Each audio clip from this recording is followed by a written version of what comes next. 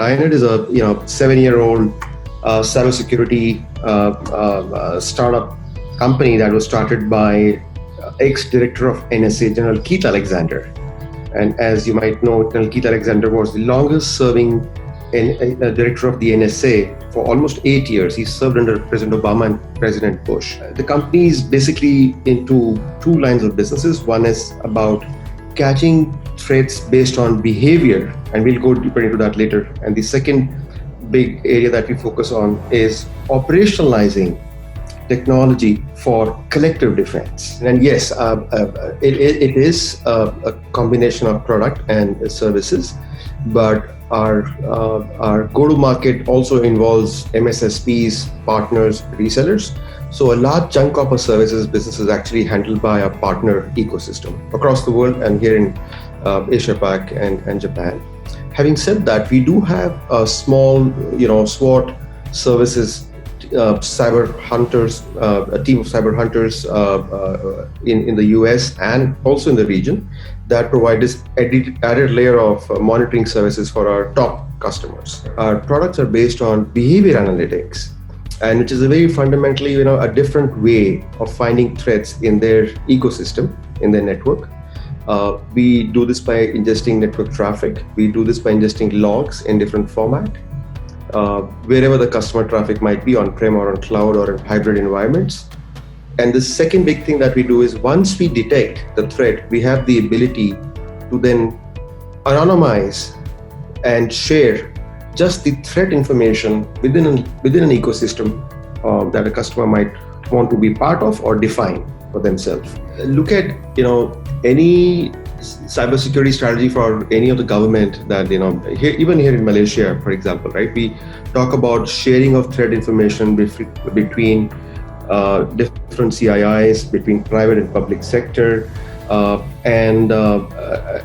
think there have been a lot of efforts in kind of operationalizing this threat sharing information for a better response. The challenge today that exists is when we look at threat sharing, basically more than ever, it's mostly IOCs that the participants are actually sharing indicators of compromise, which is a good start. But one should not end there, because indicators of compromise are post-event information, something that has happened to you maybe 6 months, maybe 1 year before. And by the time you share IOCs, it may or may not be relevant to the ecosystem where you're sharing those IOCs. So the second challenge we also see is people do want to share information, but there are no set tools or operations that allow them to kind of share information in real time.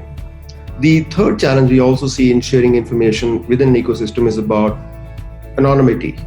People like to get more and share less. So you want to be part of the ecosystem, you want to know what's happening, but you don't want to share your information or your identity, right? If you look at the large-scale APT attacks, the nation-state sponsored attacks that happen in private or public sector, I think the recent news also brought up a lot of interesting compromises across the world. I think many of large-scale government and enterprise customers have been affected by that. So those APT attacks are extremely difficult to kind of detect. And if you're fighting a nation state, an enterprise is fighting a nation state, it's going to be very expensive and very tough fighting the whole nation state, sophisticated attack as an individual organization.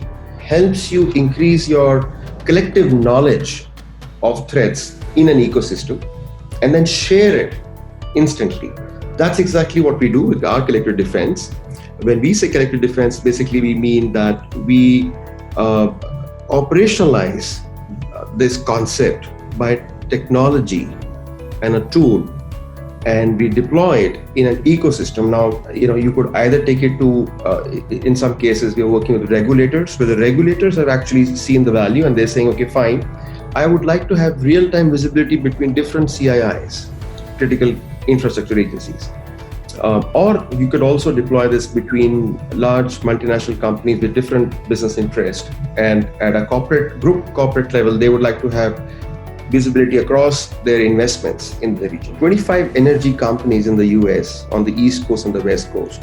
The charter that the regulators have laid out, right? Even in Malaysia, for example, right? You're looking about enhancing national cybersecurity governance and ecosystem, right? And you're talking about trust and partnerships between different government agencies, private and public, ecosystems.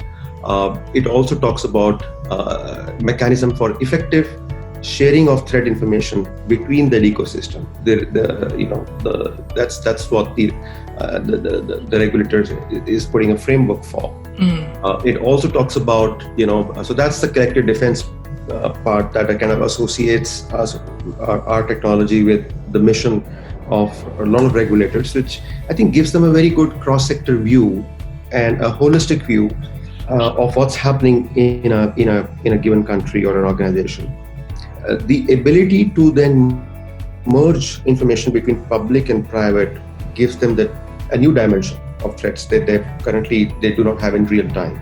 What we are seeing in the market is that the problem of cyber threats is not going to die down.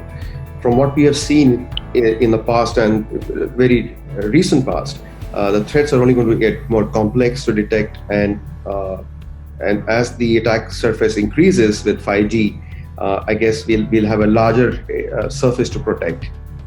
Also driven by where the data is now going, which is outside the building, outside the physical data centers, gone to cloud and hybrid environments and on mobiles. The concept of collective defense, I think, is something that it is a paradigm shift.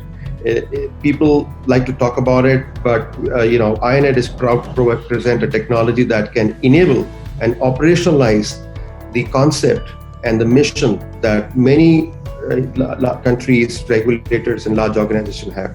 So we hope more customers join us in that journey of collective defense, and they proactively like to share threat information between the ecosystems and help each other and be better prepared for cyber attacks in the future.